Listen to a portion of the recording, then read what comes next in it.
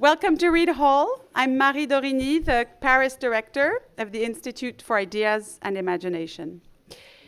This is our last Rendez-vous de l'Institut of what has been an unforgettable, rich, creative, and beautiful year with all of you, dear, wonderful, brilliant, talented fellows. You now know the secret sauce.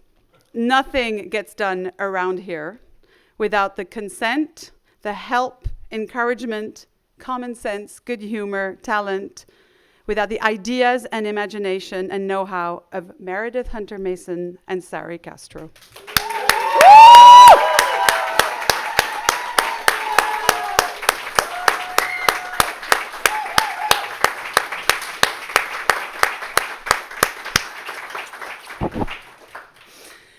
So we're ending the year with a particularly difficult subject. But one thing I've learned in spending the year with Zohar is that she never lets her despair get the better of her hope and talent and creativity. She obtained her PhD in anthropology from Columbia in 2023. She works on the anthropology of violence, spatiality, and temporality. And through her ethnographic writings, she looks at the study of what makes Israeli society and culture. She chooses to focus on sites that are not typically associated with war zones, but whose history and symbolism and imaginaries of space and time carry echoes of violence and conflict. Her dissertation, Minefield, Railway, Temple, the Violent Making of Space and Time in Israel-Palestine, examines 3 sites of transience in the Golan Heights, Jaffa, and Jerusalem. At the Institute, Zohar has been turning her dissertation into a book that juxtaposes ethnography, travelogue, fiction, and science fiction, just to give you an idea of how completely weird and wonderful it is to be with all these people all year. I've come to find all of this normal, but you'll have been warned. Her imagination knows no bound, and her sensitivity is infused by a brilliant and often poetic sense of tragedy. By now, you'll have understood that Zohar is not just a scholar, she's also a writer, an essayist, a novelist, a translator. Her novel Terminal was published in Hebrew in 2020, and you can read her superb, most recent short story, Perpetuum Mobile, in the Short Story Project, and we have a link to it on our website. Zohar, thank you for closing this series with your grace and talent and for paving the way to all of you entering forever fellow land. Thank you.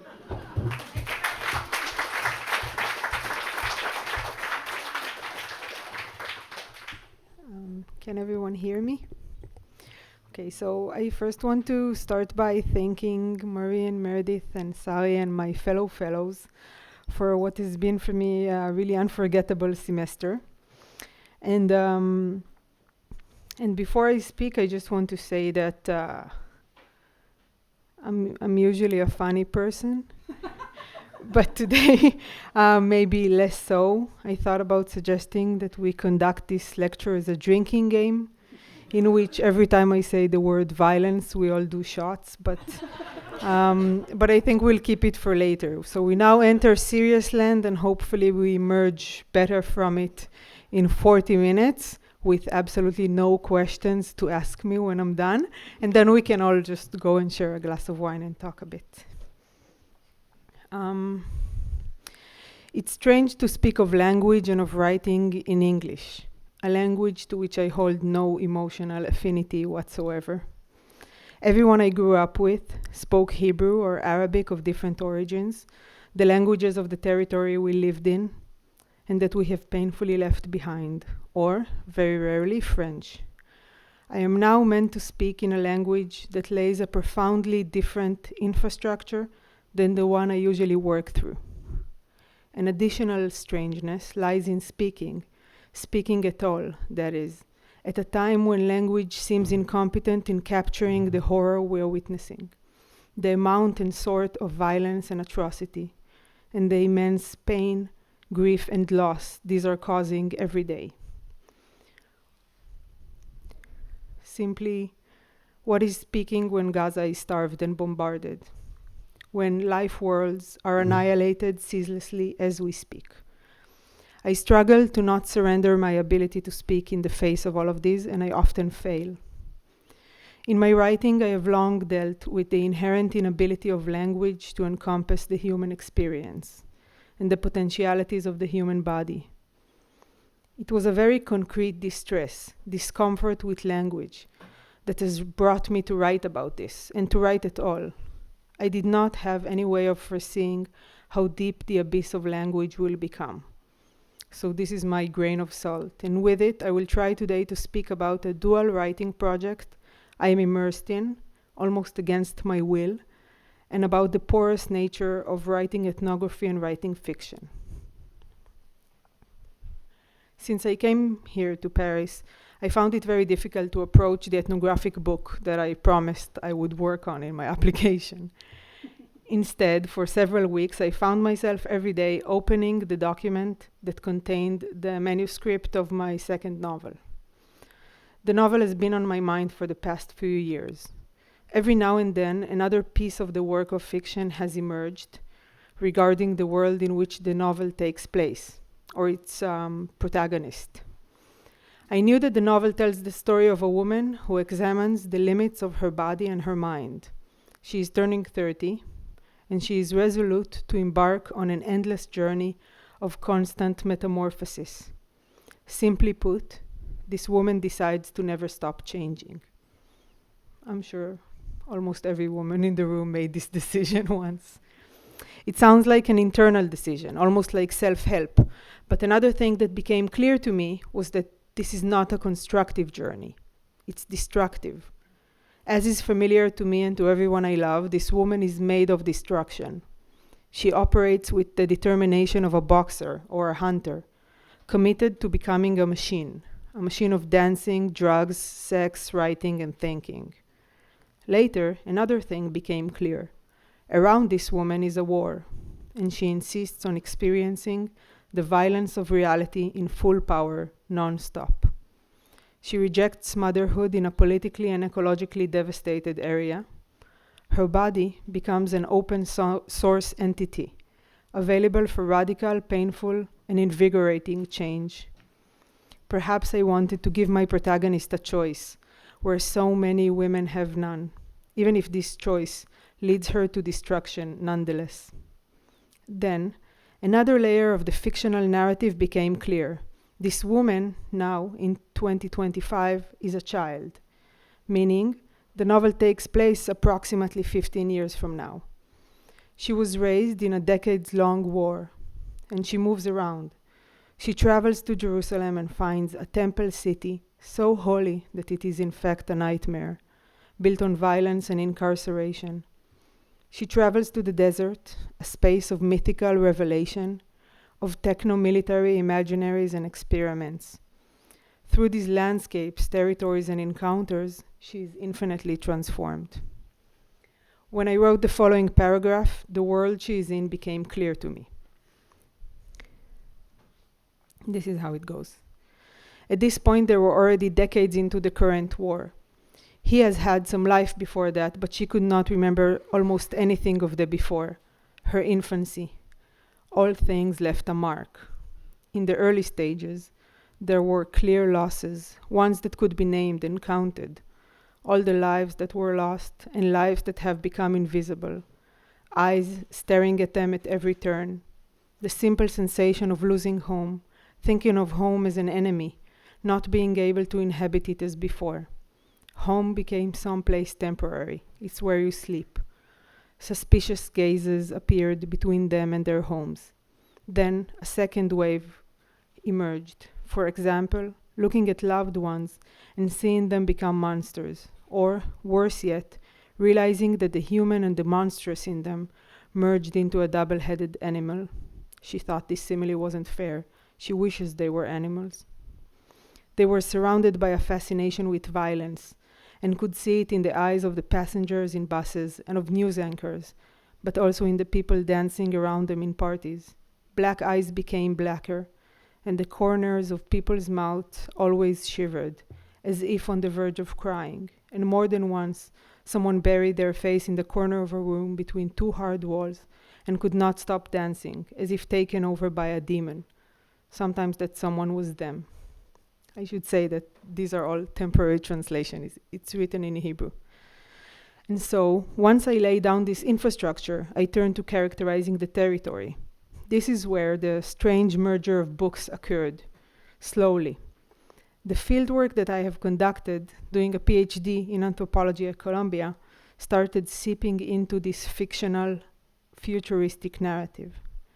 In my ethnographic work, as Marie mentioned, I look at 3 sites. One is a French-Syrian compound in the Golan Heights that was purchased by an arms dealer and reopened as a hotel. This is an image of the military camouflage nets that are being used for decoration at the hotel. The second, all of the photos are taken by me. The second site is a historical Ottoman train station in Jaffa that turned into an uncanny shopping center. And the third site is the Jewish fundamentalist imaginary of a third temple in Jerusalem.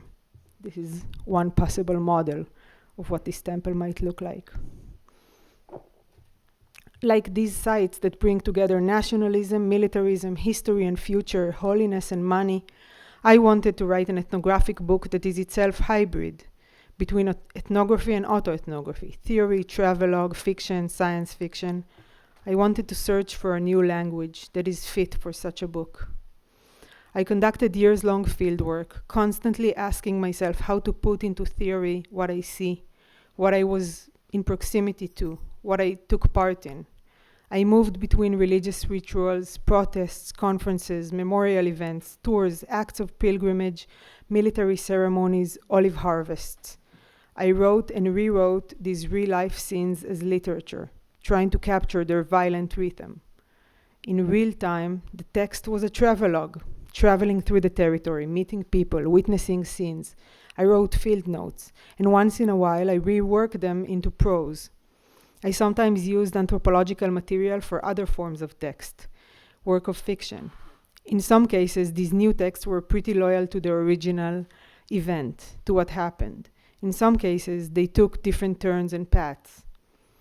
Now, returning to this academic work that was submitted in August 2023, trying to make a book of it, I felt like I am writing a retrospective. I am standing in the future, gazing at the past that is gazing back at the future. The current iteration of the text was like an act of folding time, like origami. In my fieldwork, I observed Israel is looking at a territory and only seeing its ancient and often imagined past and the future they desire it to have. It seemed like an almost physical condition, not being able to see the territory as it is now and the people of it. Each territory demanded of me a different form of preparation, a specific ritual, and a different movement in space, in time, and in violence. Movement became crucial. I came to think of the anthropologist as a sort of dispatch, launched from the field outwards, spacewards. In the field, I felt I was in outer space, collecting impressions, being both from inside and outside. A deep duality transpired, like being an imposter and a spy, a translator that doesn't speak any language. I myself was a hybrid, an anthropologist who is also a local. And in writing, I had to zoom out, step back, go back in from another angle, think about the meaning of what it is to enter a certain moment in time. The material became profuse. Every door had 10 other doors behind it. When I shared this feeling with one of my professors, Maria José de Abreu, she replied brilliantly, "Oh, the broccoli." And in the past year, it felt as though I was writing in another world. Like the whole world has collapsed underneath the object, or at least so it seemed, that the world in which things were seen and texts were written no longer exists.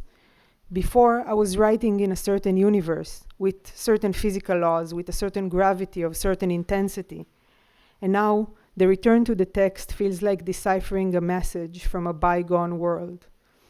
or grasping the behavior of an object that has been constantly metamorphosing in an environment that in almost no way resembles its previous state. This is, of course, an illusion. Things do not emerge out of nowhere, nor do they deterministically follow what was before them. How can we write of a world that was ruptured, but that rupture has to do with the before?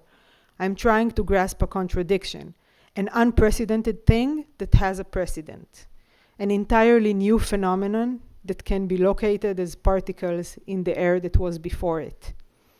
As I was grappling with going back to the anthropological material in a very tearful and maybe overly dramatic Zoom call from my apartment here in Belleville, I told my professor, the great anthropologist Beth Povinelli, that I don't know how to do it, that I'm thinking of letting it all go.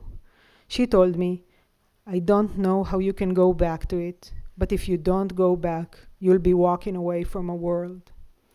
The thought was even more terrifying. It's not just any world, but the world into which I was born, and the only world I was trained, taught, and adjusted to live in and observe. Fieldwork as homework.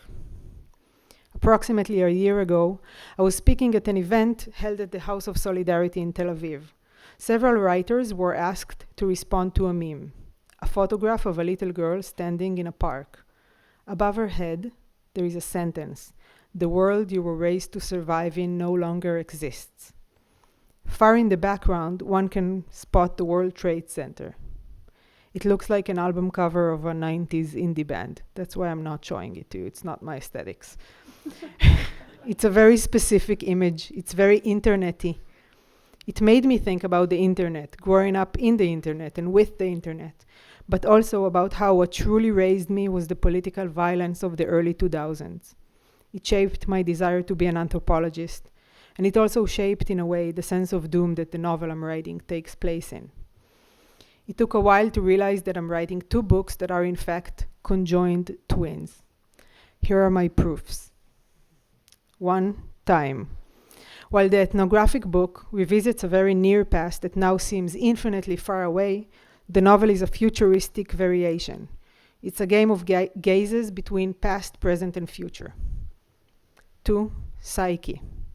One book asks, what would I be if I was a child being born into this environment, sick with grief, obsessed with violence, ravished by revenge? The other book asks, what would I be if I was an anthropologist? 3. Territory. The ethnographic book wants to capture a territory, and the novel provides one possible answer to the question, what kind of apparatus, mental, emotional, psychic, is born out of this territory? So now I wish to look at two territories that I'm describing in the novel, and maybe show how they were born out of ethnographic work. The first one is the desert. The desert that Nissan was now driving to was nothing like the desert of her childhood, that was epic by nature. Precipices twisting over clusters of deep, tiny ponds created by floods, a reverse archipelago. Ibexes bending their legs and knees into steep rock formations, feeding stations for vultures, maintained by the messed up cowboys that still remained in this territory. Fractions of bones hidden in the shadow of shallow, parsimonious caves and alcoves. Meredith told me that I grew up in science fiction, so it's true, I did. And now, she was in this other desert, and it seemed much less beautiful and salty, but she was mesmerized by the shadows of distant figures, people wandering the wild territory. She was 4 years old when the violence started. The first years were pretty quiet for the desert dwellers. Echoes of distant explosions resonated, and sometimes they would go out at night and stand in the abandoned backyard of their small home to observe at a distance, like one would a falling star. But then complex nets were woven around them, as if the country realized that what was before a backyard is in fact a potential gold mine. More and more military bases were erected around them. The electric fences were unfurled like a baby's put in its cradle, and Nissan watched the landscape of her childhood being dotted with galvanized iron. the children that she once saw standing at the top of a cliff and gazing into the horizon, in itchy sweaters their hippie mothers knit for them, creatures born to live in this very air, then die, who had no tools, who knew nothing, who were made of barefootedness, who were forged by their own awkwardness, now imagined themselves becoming soldiers. Behind every mountain, round concrete walls appeared, concealing training grounds. Trucks unloaded large solar panels at the outskirts of her little village, and masked construction workers spent days and nights installing them to make an enormous field with a vast tower of light in its midst. She looked at the solar field for hours. It looked like the future once looked in old science fiction films, and the tower emitted a light so white, so all-encompassing, so deep, that it washed everything in white, the ground and the animals, their bones that suddenly glowed at a distance. Carcasses shone bright in divine mechanical radiance. The light would leave marks in newborn babies. Their eyes grew murky, and the energy gathered was used by darkness, by these fields, once wild, now experimental grounds for lethal metal objects. We're gonna watch this very tiny video twice.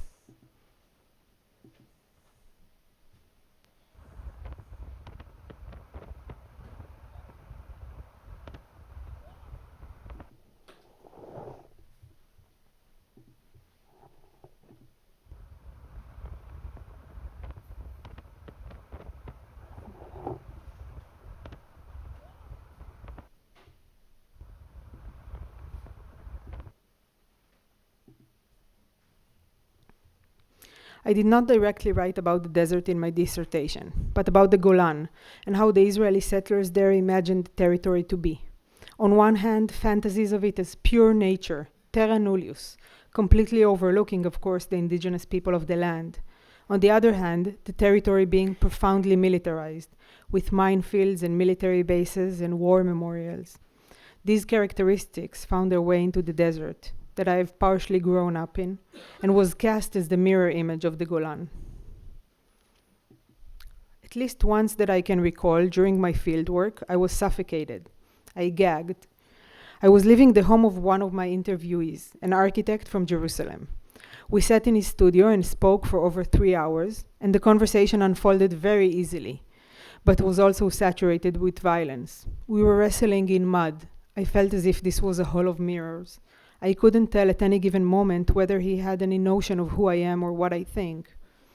Only upon leaving, he told me, this was the most fascinating conversation I had about the project. The project was his plan to rebuild Jerusalem as a temple city. A plan so immense, it had the potential to transform Israel as a political entity altogether. His statement stirred me. I got to see violence so crystallized, so condensed, I couldn't believe it. I entered the room, and I found this is the room where power is contained, held and nurtured. So when I left the interview, bathing in the architect's fantasies of erasure, monumentality, ethnography, I could not help but feel nauseated. It was a physical response to a metaphysical condition. No, I need to correct myself. It was a physical response to a physical condition. My body was simply responding to an encounter, an intimacy with violence. Even now, writing this, I'm somewhat revolted. I'm deflecting. Nothing is as violent as violence itself, but writing about it can enhance it and surround it and stem from it and flow into it and make it glow in this blinding, phosphorescent light. The thesaurus I'm using to write this lecture in a language that I really, really hate is making suggestions. Sunlight, moonlight, starlight, lamplight, firelight, electric light, gaslight. There are no words for the light we photosynthesize, the poisonous light of violence. When I write Jerusalem into the novel, the futurism of the novel allows me to imagine the architect vision coming to life. So this is from the novel. It has been a long while since the Ilia Capitolina she knew as a child, when her family traveled twice a year to visit relatives, cramped in oddly shaped blocks, in crowded neighborhoods built in the previous century. Jerusalem behaved differently now. The density was grazed by caterpillar D9s, so common that they seem to be born out of this soil, endemic beasts, Persian fallow deers. Once the caterpillars disappeared, after 7 years of destruction, named in advance the act of time reversibility, the city retreated to the desert, smashed into it. Only tiny homes remained at the foot of the mountain, and their inhabitants were all servants of the city. The people of Jerusalem discovered there was no irreversible thing. Not the dense and stifling texture of neighborhoods projected on the territory, visions meticulously put together for decades designed to contain the growth of a project, and not the roads paved in dark gray, bringing together the valley and the mountain, one disaster and another, and not the perfect tunnels dug into the mountains, connecting the edges of the city, and not the new shopping centers whose display windows presented ugly ornamental silver menorahs, and not the thin stone coating that made everything seem ancient, and not the theaters and cinemas, concert halls and underground studios, tiny clubs that switched names every few years. All of these were destructible, mortal. The whole city could have evaporated with a swift hand gestures, disappeared, erased. Instead of the previous Jerusalem, that of the late 20th and early 21st century, a model city was founded in service of the holy. Its residents were indeed full of reverence and poor. In the years after the denials, they found themselves so baffled by the utter meagerness surrounding them that they found odd and sloppy solutions to the problems they faced. The edges of their clothes were caught on stones and tore, so they began improvising pillows, leather paddings, shapeless furniture to cover the corners of walls. They rolled immense rocks to the heart of large alleys to block them. They lit fires in pits and turned the ashes into resin and polished it into beads. Those who remained in the city knew that they were its servants, contrary to the new ideas of the previous century, as if a city is meant to be the home of its residents, designed for their welfare and needs. The residents of the New Jerusalem knew that they were nothing but extras, that their importance does not exceed that of any branch of any olive tree planted in the court of the new temple, or any new stone meticulously chiseled to look as if it was the year zero. The city now belonged to pilgrims and their servants, who offered them food, who washed their feet, and those who did not entirely devote themselves to their role of theater of the Lord worship, now worshipped another violence awaiting underneath.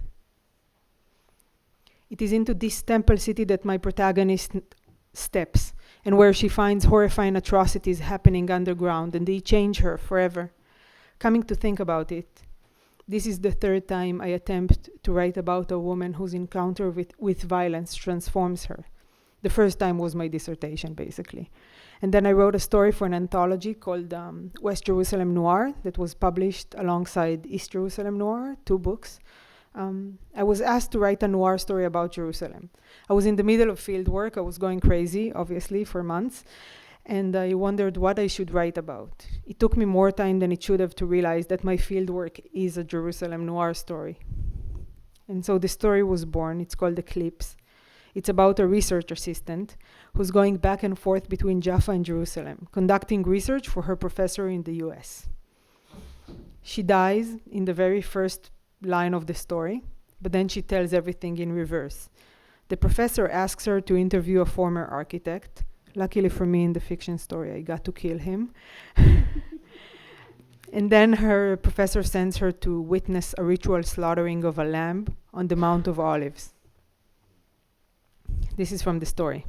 We were standing on the Mount of Olives, our backs to the camels draped with red rugs, carriers of tourism, facing the Golden Dome, countless graves stretching under our chin. It was only May and already sweltering, and the lamb was curled up in a plastic pail on the ground, right by the railing. Someone said they bought a 5,000 shekel butcher's knife at a home goods store in Mamila, and that it was on the way over here by a taxi. Since the Jews didn't have a temple yet, only a Gentile was allowed to perform the ritual. The rabbi explained, once I introduced myself. So we're just playing here, but we're like kids. We play very seriously. Our Gentile had overslept. A man in dirty white linen stepped forward, his hands together in a prayer shape in front of his chest, and said, "I'm a Gentile and a butcher too."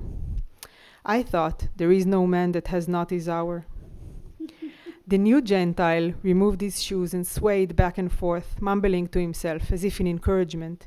Then he picked up the lamb and caressed him, yes, caressed him, and spoke of the fire of God, of shame, of the earth being a whore, of his hands soon to be stained with blood. I tried to understand something about symbols, knife, lamb, rock, but failed. Instead, I thought about everyday matters, camels, taxis. I tried to dedicate my gaze to the lamp. The architect had commanded me to look, and so did my conscience. There were more cameras than people between me and the lamp, and yet I watched very, very hard, thinking, there, just like the architect, now the lamp's going to die. The blood was bright, almost orange, not exactly real. I watched intently, but its solid eye remained sealed shut. There is no thing that is not its place. On the walk back to the dung gate, I looked at my feet, trying to let the sun burn the back of my neck as much as possible, leaving my eyes under the shadow of the hat, keeping my horizon narrow, going blind.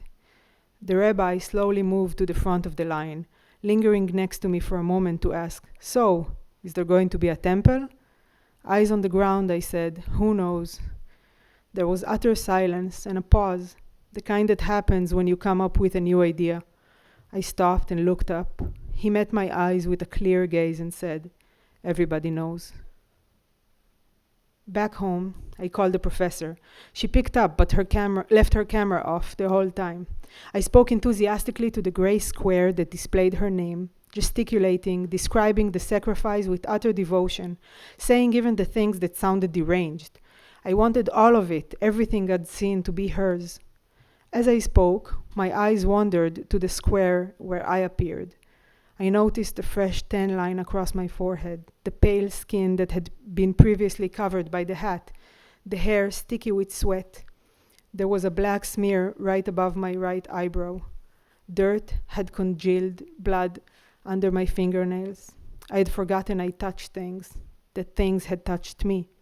I had forgotten I'd watched an animal turn into meat, that had let meat be a thing that touched me, a thing that I lived alongside of. I hadn't eaten a bite of it. It was forbidden. What had happened was much worse. The sacrifice had entered my body through the epidermis. So this story, this fiction, is deeply anthropological. It includes in it my understanding of symbols, for instance, but also another anthropological position, not being able to avoid pain, having things crawl under your skin, the messianic certainty of the rabbi, and his awareness that his ritual is play pretend but has very serious consequences. The story can be said to be inspired by anthropological events. But actually, the reality in the field was much, much more extreme. I had to moderate the reality so that it sounds reliable as a noir story. And perhaps I used fiction as some sort of outlet for the malady of fieldwork, for my sense of failure to capture the infinities of reality. Rather than creating a full account, I try to make the failure of the ethnography present within the story. Fiction is more patient toward mystery. No conclusions have to wait at the end. And the destructive, depressing, undermining aspects of fieldwork can find some redemption. Writing of a violent encounter that she had with a bear in Kamchatka, the anthropologist Nastasia Martin is sent into a journey of writing through what had happened to her body, through what happened to the bear's body. She asks, how to survive despite what I have lost in the other's body, how to live with what has been left behind there. One can call this encounter of the anthropologist and the bear an attack. She calls it a kiss. She works through the encounter using 2 different notebooks. She writes, I should say that I have 2 field notebooks. One is the journal. It is filled with disparate notes, detailed descriptions, transcriptions of dialogue and speeches, most of it impenetrable until I get home and put it in some kind of order, until I organize this mass of minute data into something stable, intelligible, something readable. The other notebook is nocturnal. Its content is partial, fragmentary, unstable. I call it the black book because I can't really define what it contains.